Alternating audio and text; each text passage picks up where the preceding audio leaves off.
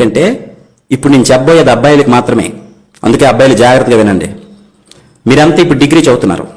చూడండి, ఇక్కడ ఎంత బాగా చదువుకున్నా చివరికి ఏదైనా జాబ్ చేసుకుని సెటిల్ అవ్వకపోయినా అమ్మాయిలకు హౌస్ కీపింగ్ అనే జాబ్ ఉంది. అందుకే వాళ్ళు జాబ్ చేయకపోయినా వాళ్ళని ఎవరేమనరు. మరి అబ్బాయిలు తప్పకుండా ఏదో ఒక పని చేయాలి. అందుకే మీరే జాగ్రత్తగా వినండి. మనం మగాలుగా పుట్టాం.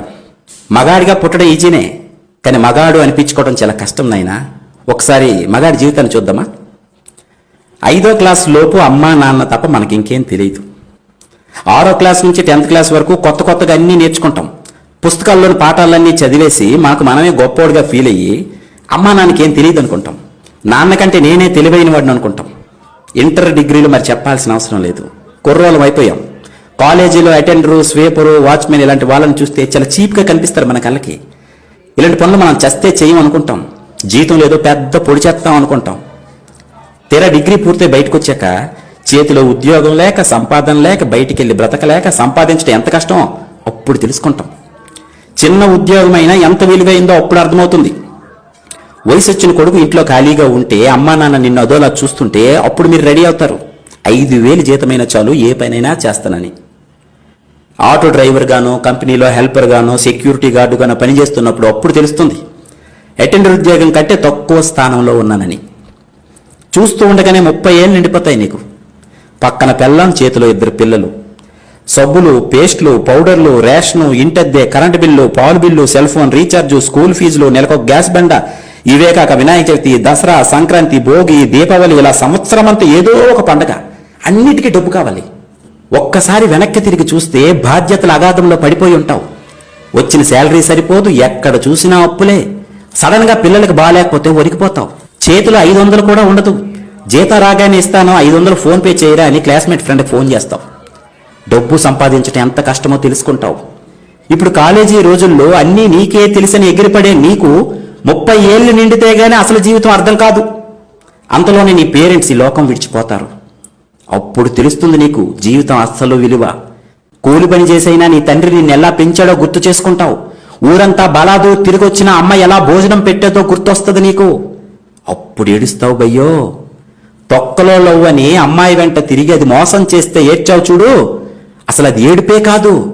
అమ్మా నాన్న పోయాక ఇప్పుడు వస్తుంది చూడు, ఇది అసలు ఏడుపు. తెల్లారితే ఈఎంఐ కట్టాలి, అప్పులు వాళ్ళు ఫోన్ చేస్తుంటారు, సమాధానం చెప్పలేక ఫోన్ స్విచ్ ఆఫ్ చేసుకుని పడుకుంటావు, కానీ నిద్ర పట్టదు. ఇంట్లో కూరగాయలు ఉండవు. నీ దరిద్రం చూసి భరించలేక అప్పుడు నీ పిల్లం ఒరే చేతకాని దద్దమ్మా, పడుకోవడానికి తప్ప ఇంకా దేనికి పనికిరాని ఎదవు నువ్వు అని నిన్ను పక్కింటోడితో పోల్చి పొడుస్తుంది చూడు, అప్పుడు వస్తాయిరా మీకు నడుము నొప్పి, మోకాలు నొప్పులు. నవ్వకండి, ఇది నిజం. ఇదే జరుగుతుంది మగాడి జీవితంలో. ఇప్పుడు అనిపిస్తుందిరా నీకు, చీ దీనమ్మ జీవితం, అసలు మగాడిగా ఎందుకు పుట్టానురా అని. పెళ్ళం మీద కోపంతో ఫ్రెండ్స్తో కలిసి మందు తాకడం తప్ప ఇంకేం పీకలేవు నువ్వు. నీ కష్టాలన్నీ సిట్టింగ్ లోనే ఫ్రెండ్స్తో షేర్ చేసుకుంటావు. అప్పుడు నిన్ను ఆదుకుంది 10వ 12వ సహాయం చేసేది క్లాస్మేట్సే. అందుకే గ్లాస్మేట్స్ ప్రతి మగాడికి చాలా అవసరమైనప్పుడు ఆదుకుంది వాళ్ళే. మగాడిగా పుట్టిన తర్వాత ఈ కష్టాలన్నీ తప్పవునైనా సంపాదించాల్సింది నువ్వే, పెంచాల్సింది నువ్వే, దొబ్బులు కాయాల్సింది కూడా నువ్వే. పండక్కింట్లో అందరికీ నువ్వే కొత్త బట్టలు కొంటావు, నువ్వు మాత్రం కొనుక్కో. ఎందుకంటే నీ దగ్గర డబ్బులు ఉండవు, ఎప్పుడు ఆ పాత బట్టల్లోనే కనిపిస్తావు. అప్పుడు తెలుస్తుంది మీ నాన్న ఎప్పుడు చిరిగిపోయిన బనియన్తో, అరిగిపోయిన చెప్పులతో ఎందుకు అలా సింపుల్ గా కనిపించేవాడో. ఇప్పుడు అర్థమవుతుంది. నువ్వు నాన్న అయితే గాని మీ నాన్న అంటే ఏంటో నీకు అర్థం కాదు. 30 ఏళ్ళు నిండిన తర్వాత సడన్ గా చదువుకునే టైంలో బెల్ కొట్టే అటెండర్ గానీ, వాచ్మెన్ గానీ నీకు రోడ్డు మీద కనిపిస్తారు.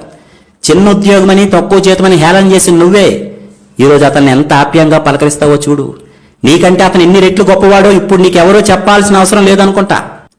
కాలం అన్నింటికీ సైలెంట్ గా సమాధానం ఇస్తుంది సోదరా. ఇది అర్థమైన రోజు నుండే నువ్వు బ్రతకడం ప్రారంభిస్తావు. ఇక నుండే నీ అసలు జీవితం మొదలవుతుంది. ఇవన్నీ ఏ క్లాసులోనూ మీకు నేర్పరు తమ్ముడు. ఇక నుండైన వయసులో పెద్దవాళ్ళైన మీ నాన్నని, అటెండర్ని, వాచ్మెన్ని తక్కువగా చూడటం మానేయండి. గౌరవించడం నేర్చుకోండి. God bless you all.